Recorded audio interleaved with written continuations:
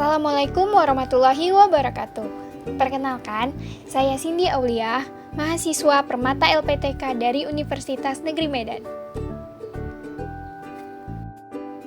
Video pembelajaran ini dibuat untuk memenuhi tugas mata kuliah pendidikan anak berbakat yang diampu oleh Ibu Dr. Indina Tarjia MPD, Universitas Negeri Jakarta.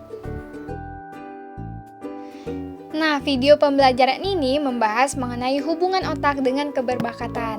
Jadi, pastikan teman-teman sudah menonton video mengenai konsep otak ya.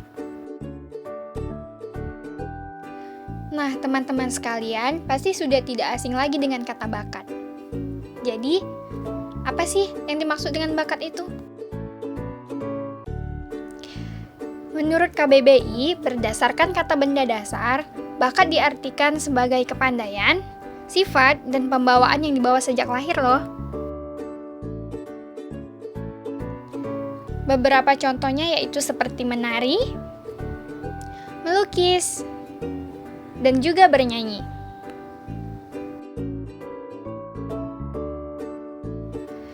Teori yang sangat populer tentang otak adalah teori yang merupakan hasil penelitian dari seorang neuropsikolog asal Amerika Serikat bernama Roger Wolcott Sperry yang lahir di Hartford pada 20 Agustus 1913. Menurut hasil penelitiannya, ia mempercayai bahwa akal manusia terdiri dari dua bagian, di mana otak memiliki fungsi yang terspesialisasi di sisi kanan dan juga sisi kiri, dan keduanya dapat berfungsi praktis tanpa bergantung satu sama lain. Menurut Roger, otak kanan merupakan sisi kreatif dan juga emosional. Dalam hal ini, beberapa aspek yang terhubung adalah kemampuan dalam pengamatan, ekspresif, penciptaan, penuh imajinasi, kemampuan berpikir kreatif, intuisi, apresiasi, serta unggul dalam membaca emosi. Sedangkan otak kiri dianggap sebagai sisi logis dan analitis. Beberapa aspek yang terhubung di bagian ini adalah kemampuan bahasa, kemampuan logika, kemampuan berpikir kritis, kemampuan mengelola angka, pemikiran, sikap rasional, presisi, dan juga realitas. Dari populernya teori Roger, maka muncul pula kepercayaan bahwa setiap orang memiliki satu sisi otak yang dominan dan menentukan kepribadian, pikiran, dan juga perilaku manusia. Mitos atau fakta ya teman-teman? Dilansir dari orami.co.id, sebuah tim ahli saraf berangkat untuk menguji premis yang populer ini dan kemudian dipublikasikan di PLOS ONE. Ternyata setelah dianalisis selama 2 tahun lamanya, mereka tidak menemukan bukti bahwa teori otak dominan ini benar.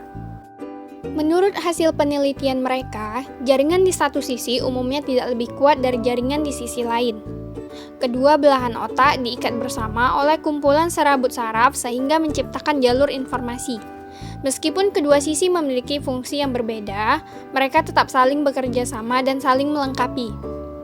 Manusia tidak bisa jika hanya menggunakan satu sisi otak pada satu waktu. Tahukah teman-teman mengapa seringkali kita mengingat wajah seseorang yang pernah kita temui namun tidak mengingat namanya?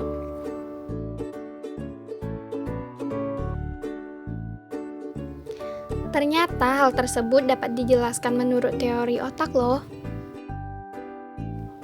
Otak kanan bersifat menyimpan memori jangka panjang, sedangkan otak kiri bersifat untuk menyimpan memori jangka pendek.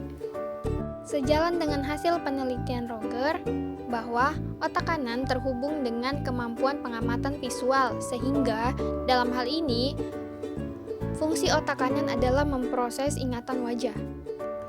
Sedangkan otak kiri terhubung dengan kemampuan bahasa, sehingga dalam hal ini ia berfungsi untuk memproses ingatan nama ataupun tulisan. Oleh karena itu, kita sering mengingat wajah seseorang namun tidak mengingat namanya. Itu dikarenakan otak kanan yang berfungsi untuk menyimpan memori jangka panjang, sehingga kita dapat mengenali wajah seseorang, dan otak kiri yang menyimpan memori jangka pendek, sehingga kita melupakan nama seseorang.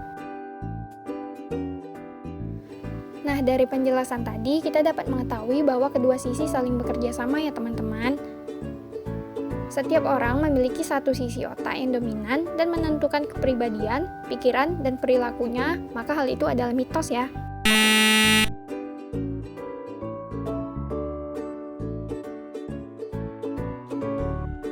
Dilansir dari laman Halodoc, ada beberapa kiat yang dapat mengoptimalkan kerja otak kanan dan otak kiri loh.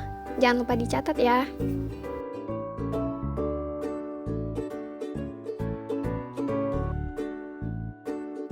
Terima kasih telah menonton video ini sampai akhir. Semoga bermanfaat. Wassalamualaikum warahmatullahi wabarakatuh.